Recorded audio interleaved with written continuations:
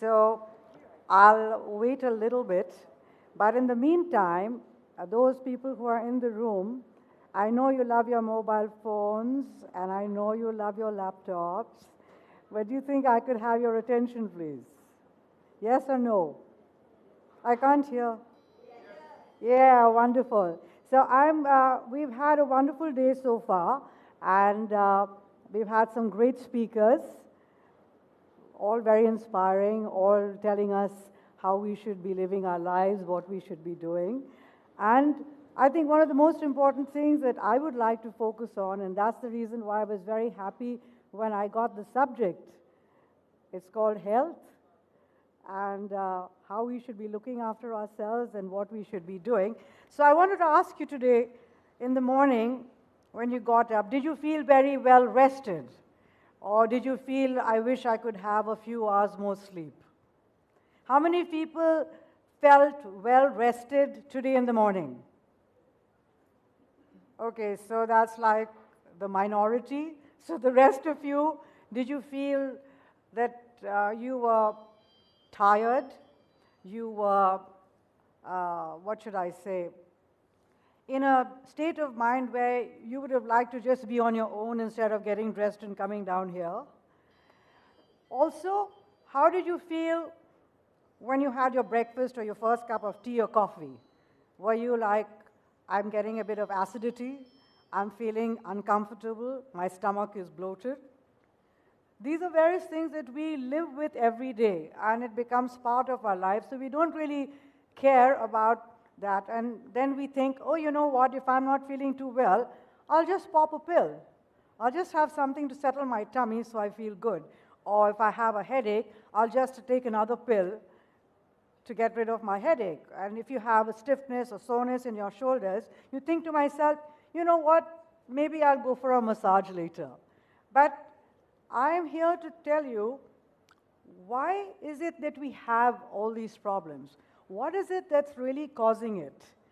So there are two things that cause it. One is called stress, and the other one is called anxiety.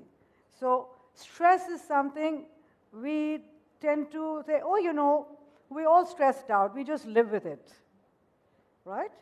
And other times, if you're anxious, it's like, okay, that's part of my job, or that's part of my, if I'm a student, that's part of, you know, getting my projects or whatever else done. And so it's okay to be anxious and it's okay to be stressed.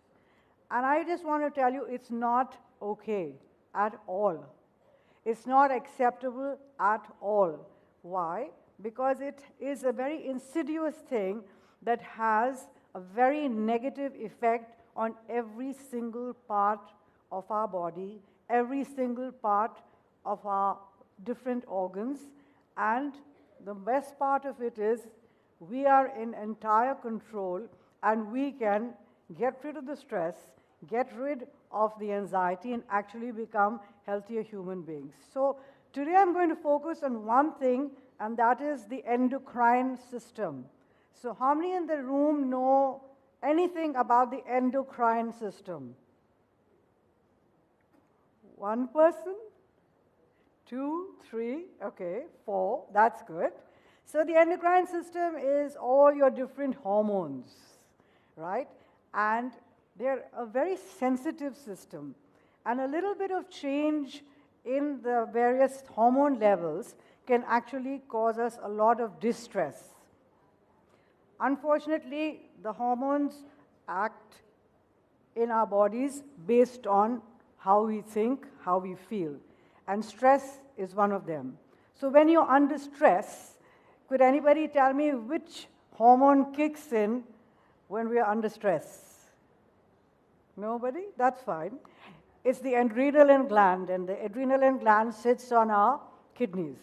And this is the hormone that kicks in, the adrenaline, and it flows because when you're under stress, there is perceived danger.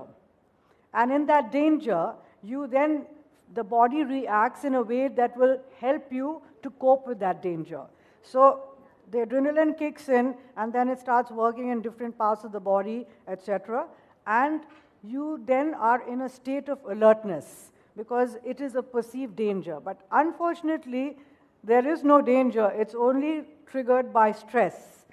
But what happens is it affects the liver, it affects other parts of the body. It then burns a lot of sugar so that you are ready to be protected from whatever there is. But because it's a perceived thing, the body doesn't know that. And so when we are constantly under stress, this adrenaline never stops. And then what happens is we suffer from adrenaline fatigue. And now when we suffer from that, we are tired. We don't know why we are tired. So we think maybe it's our diet, maybe it's lack of exercise, maybe it's something that I should be doing differently, perhaps getting more sleep. But then you can't get more sleep because you're stressed out and the adrenaline keeps you awake. So you have sleeplessness, you have pain on the shoulders, pain in your body, you have loss of appetite, or in some cases, because there's so much energy being burnt, you have actually a larger appetite.